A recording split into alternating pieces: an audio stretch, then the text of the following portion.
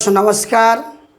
आज के আমরা আবার চলে এসেছি রুলস 7 নিয়ে সঠিক ইংরেজি উচ্চারণের সঠিক পন্থা রুল 7। এর আগে আমরা রুল 6 আলোচনা করেছি। আজকে আমরা আলোচনা করব রুল 7। দেখুন রুল 7 কি বলছে, টু সিলেবল বিশিষ্ট ইংরেজি শব্দের শেষে ওয়াই থাকলে এক্ষেত্রে ওয়াই হস্যিকার হিসাবে উচ্চারিত হয়। অর্থাৎ টু সিলেবল যুক্ত ইংরেজি শব্দের শেষে ওয়াই থাকলে ওয়াইয়ের উচ্চারণ আমরা করব হস্যিকার।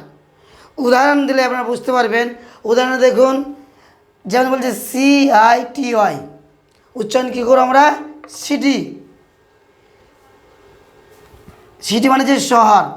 কিন্তু এর আগে রুল 6-এ আমরা কী শিখেছিলাম? যে শব্দের এক সিলেবল বিশিষ্ট শব্দের শেষে ওয়াই থাকলে উচ্চারণ আয়।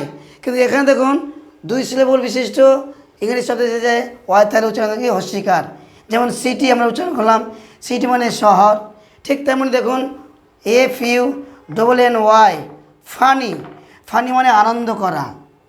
তারপর দেখুন HAPPY, হ্যাপি, হ্যাপি মানে কি খুশি।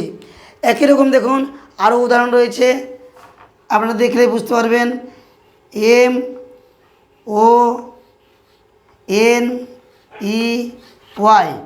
মানি, মানি মানে আমরা জানি প্রত্যেকেই অর্থ।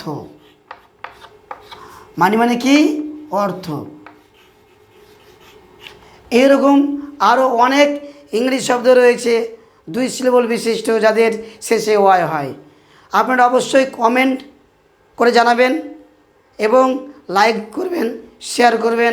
আমার YouTube channel sir Gouranga subscribe করবেন। Okay, thank you, all the best.